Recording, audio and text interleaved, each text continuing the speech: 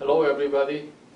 Today we are studying Chapter 6, and title of Chapter 6 is called Correspondence. And when we say correspondence, basically it includes any kind of a letter, email, or memorandum, even proposal that we create in the workplace. Now, these correspondence, basically, we will talk about general guideline for correspondence, types of message in correspondence, and like I mentioned, we'll talk about letters, memos, email. Then we'll also compare memo versus email. Now, in any kind of actually writing, we will be, focusing. Basically, we always start with what is our purpose of writing. Second, know your readers, know your audience. Then, third, follow correct format. Correct, in previous video we talked about collecting information, but now we are in the area of actually writing it. And we have to follow certain format. Then we will, have a same basically format like other writing, A, B, C, abstract, body, and conclusion for our correspondence. Then we'll also talk about 3 C's, basically, stress for persuasive message. So persuasive basically writing has a little different basically format. Now, when we actually write correspondence, rather than we use I, we will more use you attitude. You will see actually a little more in detail in next YouTube video that we'll be watching together. And in the email, we can actually use attachment for detail. And basically, it said be diplomatic, means know your audience, and you have to approach in different style, depends on your audience. And we need to always edit our writing, and we need to respond quickly. That's basically big, broad concept. Let's watch actually 2 videos. One, we'll talk about actually this, stress you to basically use certain format like you attitude. The next video, we'll briefly take a look at how to write email. Actually, in this chapter, we will be actually watching total 5 YouTube video because I think those videos pretty much extensively explained basically contents of this chapter very well. So let's watch the first video.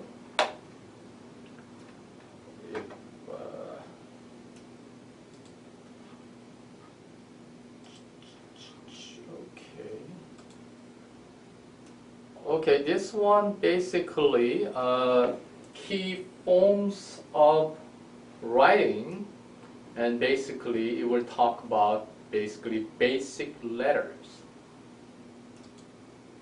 Okay, let's watch that together.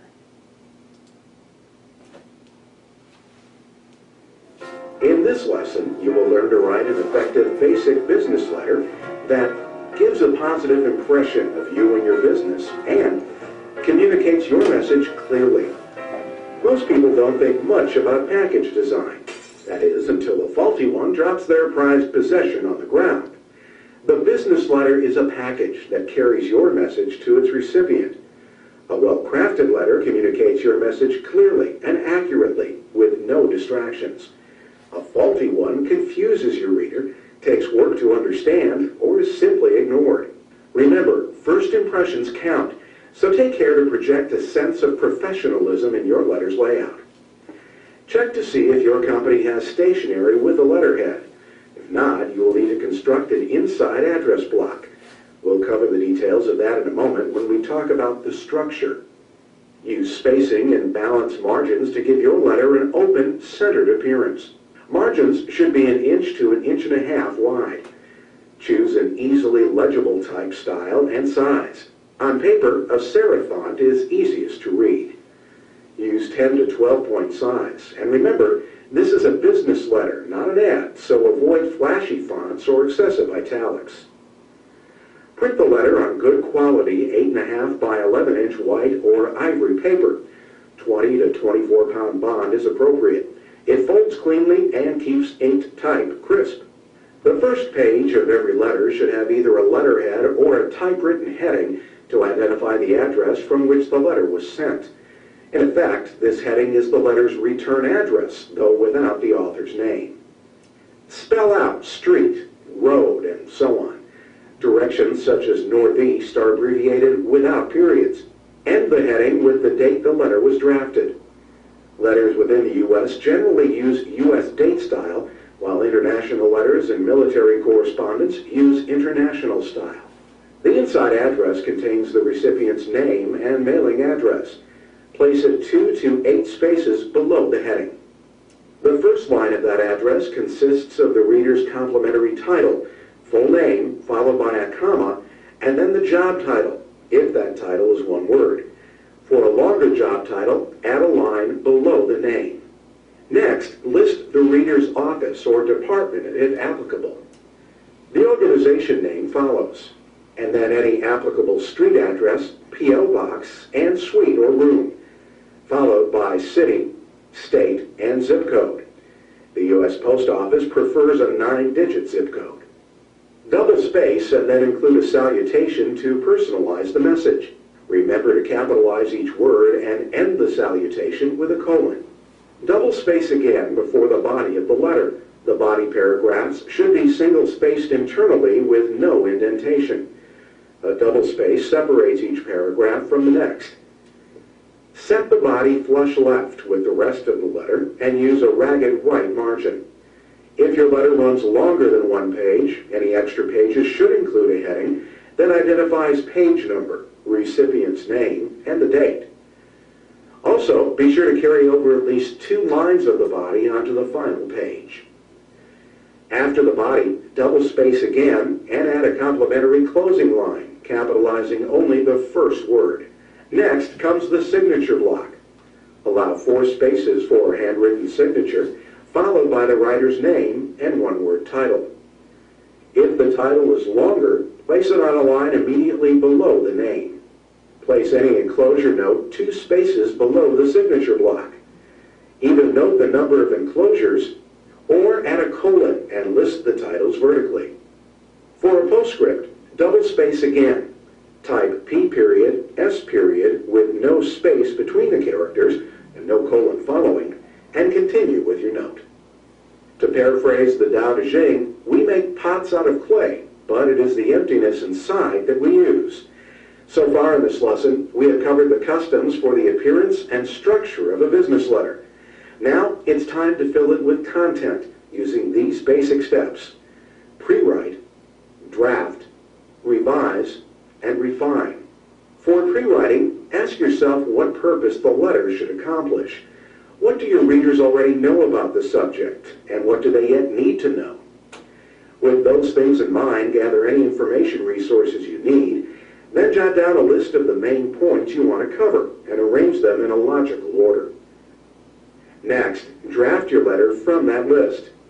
Introduce your topic in the letter's opening. In the middle, explain the topic more fully and supply your readers with any necessary details. For a good news or neutral message, it's best to state your main point early and then expand upon it. For a persuasive or bad news message, build up to the main point instead. Close by identifying what action should be taken next and who is responsible for that action. After your draft is finished, read back through from beginning to end, imagining you are the recipient. Check to make sure that all details are correct and that you presented them in a logical order. Ask yourself if the tone is appropriately conversational and professional. Revise as needed. Then read back through the letter one more time to polish it line by line. Change any ambiguous wording to make the meaning precise. Make sure everything is spelled correctly, especially personal names. Correct any errors in grammar, punctuation, and mechanics so that the letter reads smoothly. Finally, take a last look at the overall design and format to be sure the letter is nicely dressed and ready to go. If you follow these guidelines for writing and formatting your letter, it will do its business well. Okay, that was basically how to write business letter. Nowadays, actually, because of the internet, we mostly actually send the message through the internet. Even within the internet, actually, we could prepare the actual letter and actually enclose it as attachment file. Or sometimes we, without even attachment, if it's a simple memo, we actually use business email. So let's just, since we just briefly looked at how to write formal letter, now let's take a look at basically how to write a formal business email. And let's compare those two. Okay, there we go.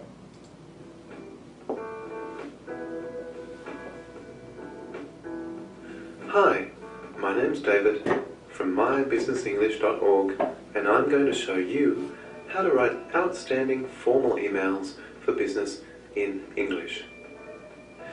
In this video, we are going to look at people and purpose. That is, who we might write a formal business email to, and why we might write a formal business email. We'll study a model email to show you some of the common features and explain the structure of formal business emails. Let's think about people. We generally write formal emails where we don't know the reader well. This could mean colleagues in our company that we don't deal with often, or people from our company or other companies where the contact is new. Sometimes, when the person is a lot more senior than us, we might also be formal in our email writing. But remember that in Western countries, there is often less formality shown to older people and people in higher positions than in many other parts of the world. Apart from people, we also have to think of the purpose, why we write formal emails. In general, the purpose of the email may be official and the content is important. We might be authorizing a purchase of 1,000 computers, for example. Or we might be advising a group of staff on important changes to the department. For day-to-day emails, such as checking information, we tend to use the informal style. We would not organize an after-work barbecue with 3 of our closest workmates using formal writing. Informal style would be better. Let's start with our model, which is a formal email where we are organizing a meeting between an important client and a senior partner of a law firm. The writer is an assistant to the partner and all relationships are relatively new. So we have chosen to use formal email style. Also, this is the first email of a sequence, so it's not a reply to another email. First, I start with a subject line, which is as concise or short as possible while still being complete. All emails should have concise but complete subject lines, whether informal or formal. Now comes the formal or polite greeting with Dear Brian. I'm using a comma after the name, and the sign-off kind or best regards should also then have a comma. Open punctuation, where no comma is used, is also correct. As always though, be consistent. Either no commas for both Dear Brian and kind regards, or a comma after both. In America, the colon is sometimes used after Dear Brian, but a comma would still then be used after best regards. Because we don't know the person very well, we remind the reader of who we are by referring back to the last contact that the writer and the reader had. This may also involve thanking the person for something they have done or saying something positive about them. If there hasn't been any contact, we will then have to introduce ourselves, our company, or our products. And we may provide background to why we're writing to make the email more persuasive.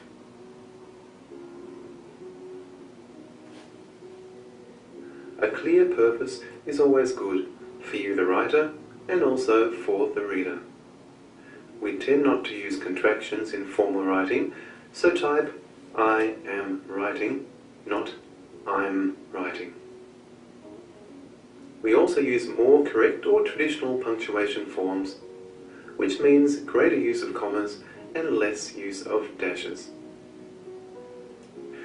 We're using a polite or formal question form using would and the formal word convenient. In an informal style, we could use more spoken style phrases such as, how about meeting up on Tuesday? With more phrasal verbs, such as to meet up. In more formal writing like this, we don't use as many phrasal verbs. Being polite means giving options to the reader, so here we are offering 2 possible dates. Formal writing is often precise and detailed, so we have added the exact dates to clarify exactly what next Tuesday means. We refer to attachments with I have attached, or possibly attached you will find. We need to make sure that our language is still clear and easily readable, that is, in plain English. In formal writing, sometimes people become too complicated. For example, some people might write, I have attached the document for your perusal, which is a very poor way of saying for you to read. We promise action with I will. In formal emails, we only leave out subjects if they are already clearly stated earlier in the sentence. Otherwise, we write every word. In informal writing, we regularly leave out subjects and auxiliary verbs. This is called ellipsis. We finish with a typical letter-style positive or complementary close, which usually points or refers to future contact. Our sign-off is with kind regards plus the comma, but for America, best regards is more common. A full signature block gives all the necessary contact details. Turning to the typical structure of formal emails, following the subject line, we started, of course, with the greeting. We referred to our last contact, but we may also have to introduce or give background. We then stated our purpose, which may again be followed by background.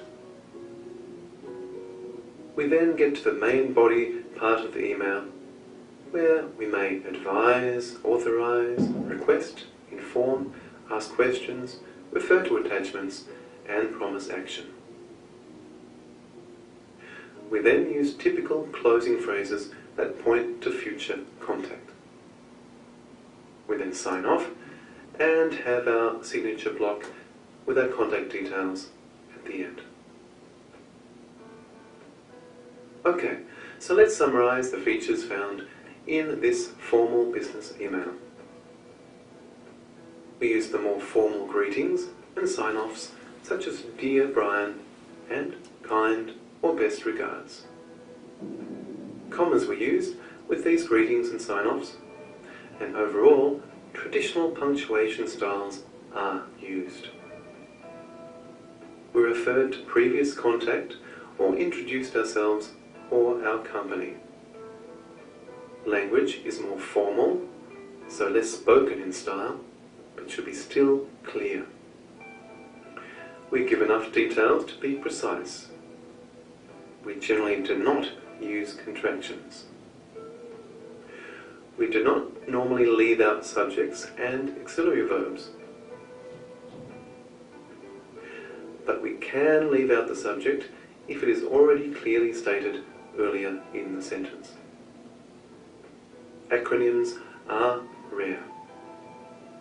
Letter-style language is used, including polite and positive closes. And we finish with a signature block with our contact details. Some of the common functions needed were to refer to previous contact,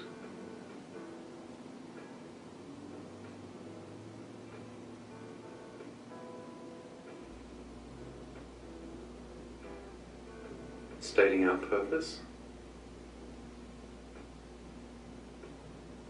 referring to attachments,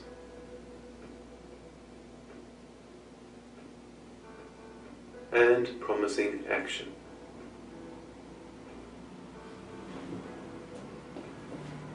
And that's it.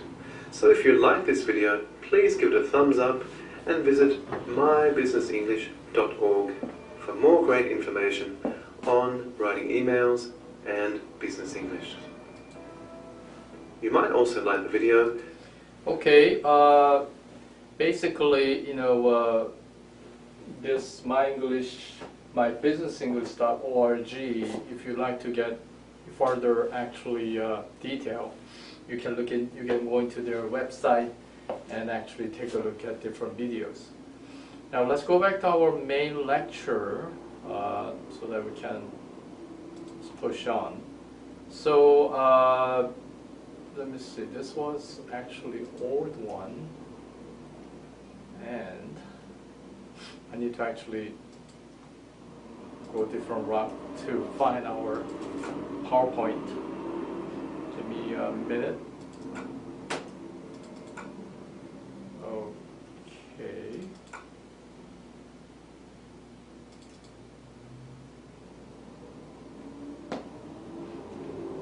Okay. So,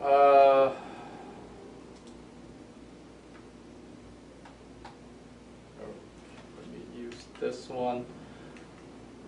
So here, basically, we went through, the basic format of letters, basic format of email through the YouTube, and in basically correspondence, we talk about purpose, audience, and follow a certain abstract body conclusion format.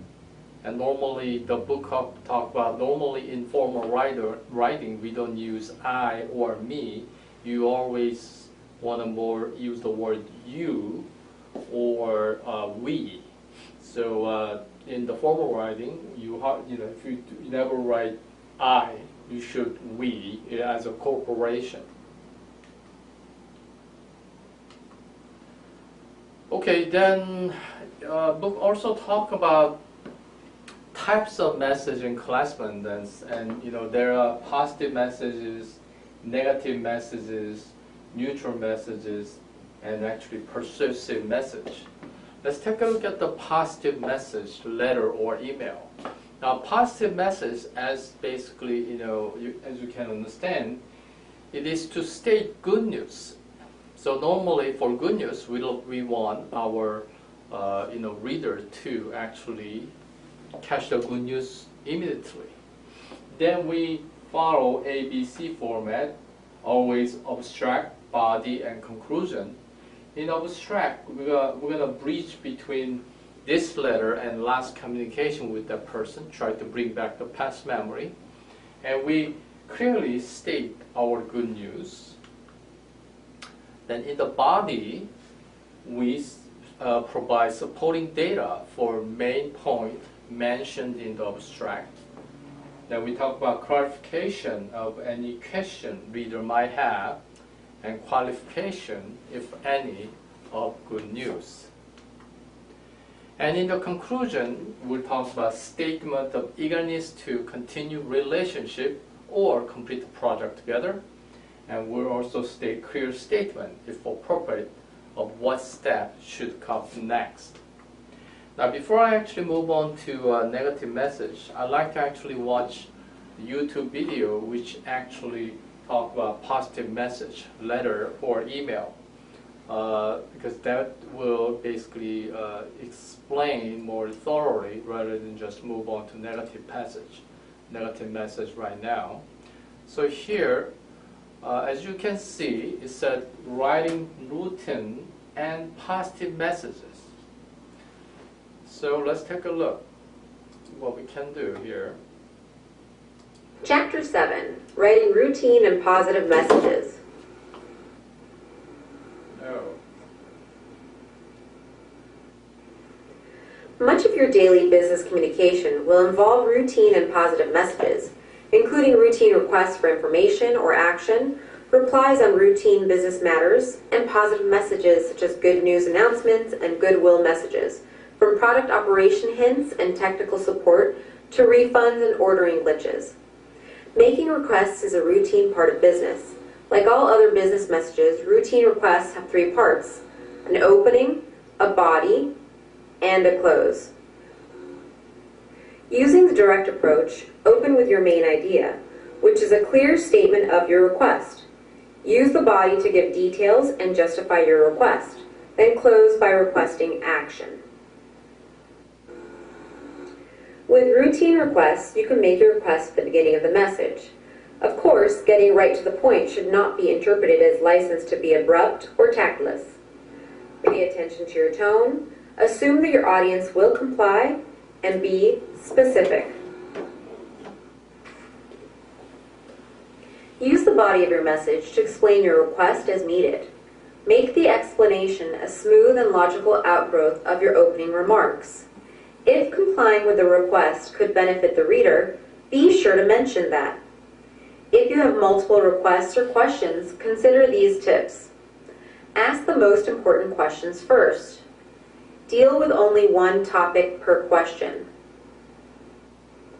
Close your message with 3 important elements: a specific request that includes any relevant deadlines, information about how you can be reached if it isn't obvious, and an expression of appreciation or goodwill. The most common types of routine messages are asking for information or action, asking for recommendations, and making claims and requesting adjustments. Routine requests can have up to 3 basic elements: what you want to know or what you want your readers to do, why you're making the request, not required in all cases, why it may be in your reader's interest to help you, not applicable in all cases. The need to inquire about people arises often in business.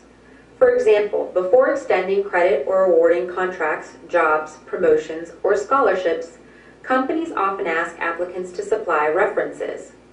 Companies ask applicants to list references who can vouch for their ability, skills, integrity, character, and fitness for the job.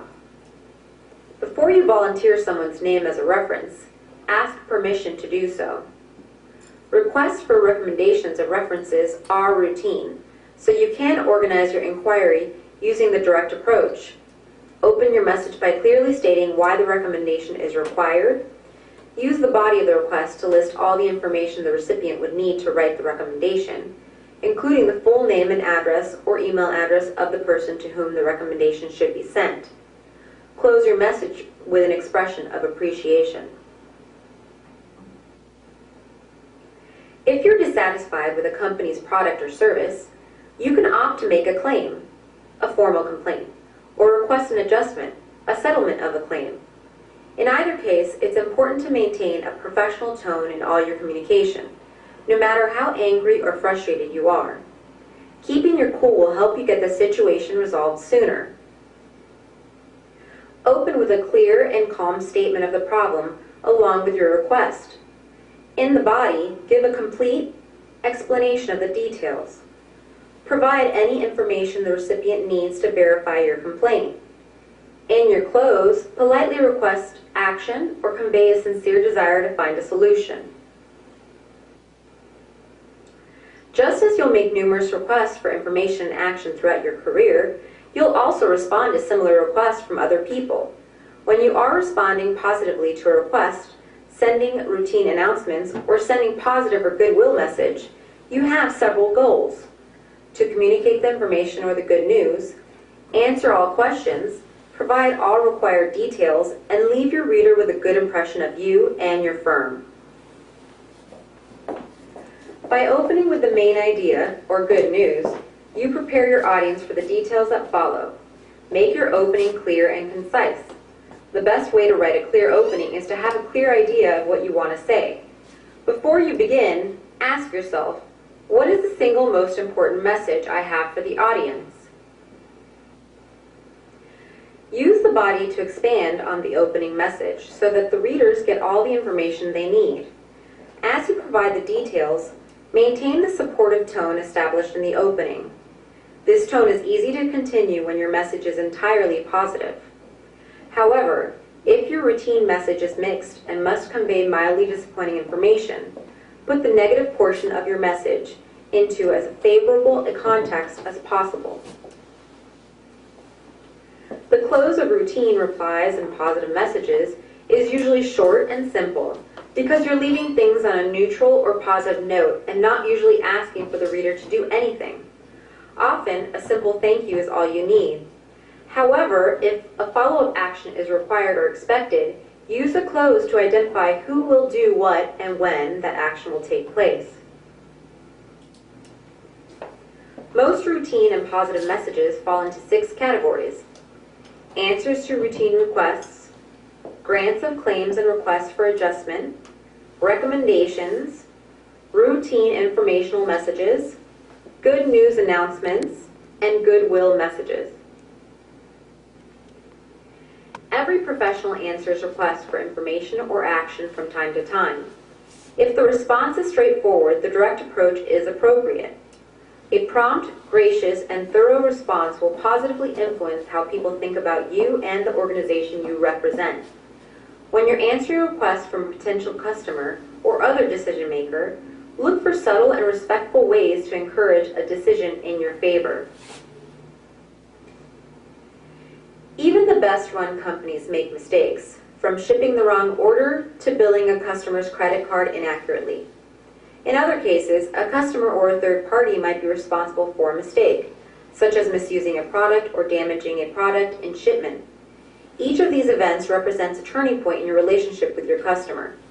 If you handle the situation well, your customer is likely to be even more loyal than before because you've proven that you're serious about customer satisfaction. However, if a customer believes that you mishandle a complaint, you'll make the situation even worse. Dissatisfied customers often take their business elsewhere without notice and tell numerous friends and colleagues about the negative experience. A transaction that might be worth only a few dollars by itself could cost you many times that amount in lost business. In other words, every mistake is an opportunity to improve a relationship. Your response to a customer complaint depends on your company's policies for resolving such issues and your assessment of whether the company, the customer, or some third party is at fault. People who need endorsements from employers or colleagues when applying for a job, for example, often request letters of recommendation. These messages used to be a fairly routine matter, but employment recommendations and references have raised some complex legal issues in recent years. Employees have sued employers and individual managers for providing negative information or refusing to provide letters of recommendation, and employers have sued other employers for failing to disclose negative information about job candidates. Before you write a letter of recommendation for a former employee or provide information in response to... Okay, actually, video is actually rather going to detail. Now, let me move on to, now we just saw the positive message. The next one actually I want to get into is negative message. And negative message, because we have to provide some negative message, we have to buffer the bad news so it doesn't look that bad, but we still need to be clear. And we still follow the same ABC format. In A, abstract is more introduction. We bridge your letter and previous communication if there were any. Then we try to state, actually propose, or we can appreciate their business with the company.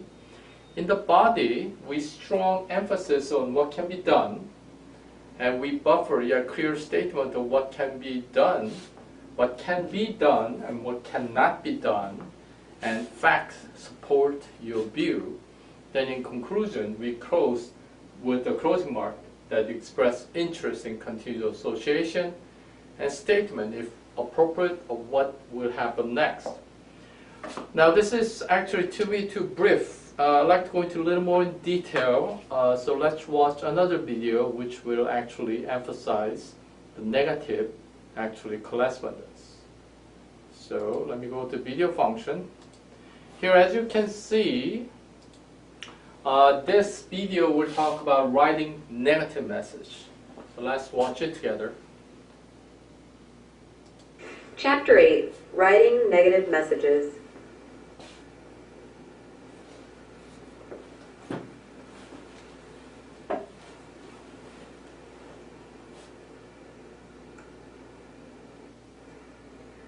Delivering negative information is rarely easy and never enjoyable, but with some helpful guidelines, you can craft messages that minimize negative reactions. When you need to deliver bad news, you have 5 goals: to convey the bad news, to gain acceptance for it, to maintain as much goodwill as possible with your audience, to maintain a good image for your organization, and if appropriate, to reduce or eliminate the need for future correspondence on the matter. Accomplishing all 5 goals requires careful attention to planning, writing, and completing your message. When you need to convey negative news, you can't avoid the fact that your audience does not want to hear what you have to say. To minimize the damage to business relationships and to encourage the acceptance of your message, plan carefully. With a clear purpose and your audience's needs in mind, gather the information your audience will need in order to understand and accept your message. By writing clearly and sensitively, you can take some of the sting out of bad news and help your reader accept the decision and move on. If your credibility hasn't already been established with an audience, clarify your qualifications so recipients won't question your authority or ability. When you use language that conveys respect and avoids an accusing tone, you protect your audience's pride. This kind of communication etiquette is always important, but it demands special care with negative messages. Moreover, you can ease the sense of disappointment by using positive words rather than negative